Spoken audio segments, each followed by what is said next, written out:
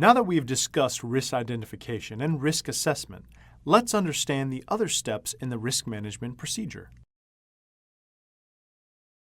Risk prioritization. After determining the probability, proximity, and impact of the identified risks and their net impact on the project, if the project is still within the risk appetite of the organization, we can proceed with the next step of the risk management procedure, that is, risk prioritization. In Scrum, all identified risks of the project are taken into account when creating the Prioritized Product Backlog in the Create Prioritized Product Backlog process. They are also considered when the Prioritized Product Backlog is updated in the Refine Prioritized Product Backlog process. Hence, the Prioritized Product Backlog is also referred to as Risk-Adjusted Prioritized Product Backlog. Now, let's look at how risks are mapped with user stories and epics in the Prioritized Product Backlog. In the Create Prioritized Product Backlog or Refine Prioritized Product Backlog process, prioritized user stories and epics from the existing Prioritized Product Backlog and the prioritized list of risks are combined to create an updated, risk-adjusted Prioritized Product Backlog.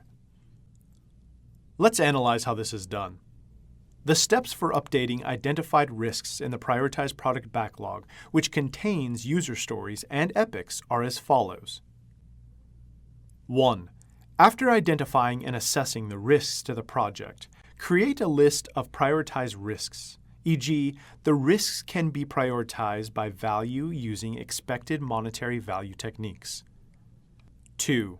From the list of prioritized risks, select the risks that need to be mitigated.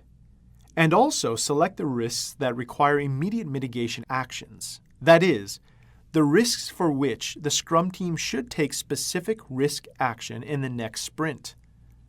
3. Create a list of user stories by breaking down epics, or large user stories, into manageable user stories and/or writing new user stories. Update the user stories in the Prioritized Product Backlog. Then prioritize the user stories according to their value so that the Scrum team can deliver them in the ensuing sprint. The value of each user story may be evaluated based on its expected return on investment. 4. Combine lists in Step 2 and Step 3 and prioritize them by value to arrive at the updated Prioritized Product Backlog. Figure 7.4 illustrates the risk prioritization process. The next step in the risk management procedure is risk mitigation.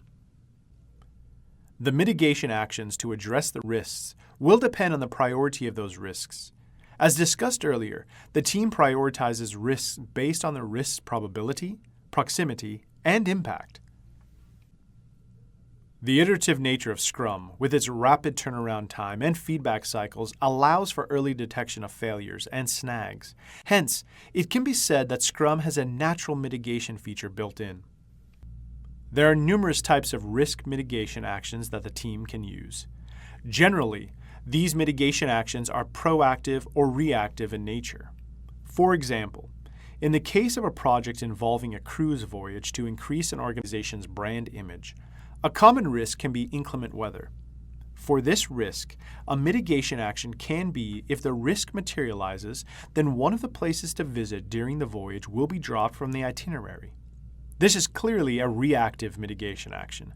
Similarly, a proactive mitigation action can be postponement of the cruise voyage until the meteorological department predicts good weather for the duration of the planned cruise. Not all risks need to be mitigated, as some with very low probability of occurrence or with proximity beyond the project or with very low impact can be accepted. A risk can also be accepted in situations where there is apprehension of secondary risks. These secondary risks may deter the product owner from taking any mitigation action. Several identified risks updated in the Prioritized Product Backlog get mitigated during the Create deliverables process when the tasks related to user stories defined in the Prioritized Product Backlog process are carried out by the Scrum team. In Scrum, the ownership for managing risks related to business aspects is clearly with the product owner, and the ownership of implementing risk responses during the course of a sprint is with the Scrum team. The Scrum guidance body can be approached for advice on the way risk responses are implemented and whether the planned and implemented risk response actions are aligned with the guidelines of the organization. The Scrum Master keeps a close eye on the potential risks that could affect the project and keeps the product owner and Scrum team informed. Risk-based spike. A risk-based spike is an experiment that involves prototyping the project on hand to better understand potential risks. In a spike, an intense 2 to 3 day exercise is conducted to help the team determine the uncertainties that could affect the project. For example, if you're exploring a new combination of a drug, then a spike can be conducted at the beginning of the project, before the develop epics or create prioritized product backlog processes are applied to understand the potential risks for the project better. Risk-based spikes are useful when the Scrum team is working with and getting accustomed to new technologies or tools, or when user stories are lengthy. They also help in estimating time and effort more accurately. The next step is risk communication.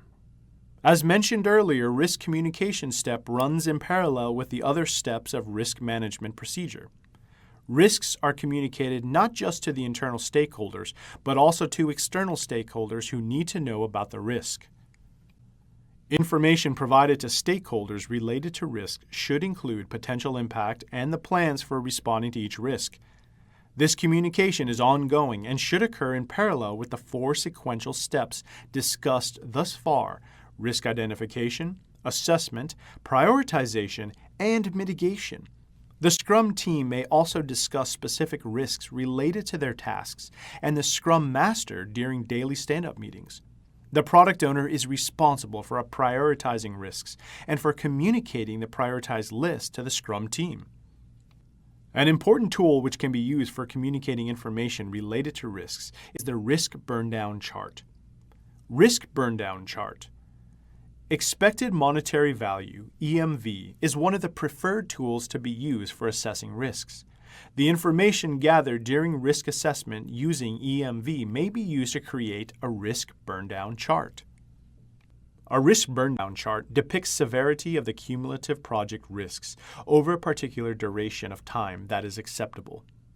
The probability of the various risks is plotted on top of each other to show the cumulative risk on the y-axis. The identification and evaluation of risks on the project and the creation of the risk burndown chart are done in the initiate phase. Then, at predetermined time intervals, new risks may be identified and assessed, and the existing risks should be reevaluated and updated accordingly on the chart. An appropriate time to do this is during the sprint planning meeting. Tracking risks in this manner allows the team to recognize trends in risk exposure and take appropriate action as necessary. Figure 7.5 shows a sample risk burndown chart.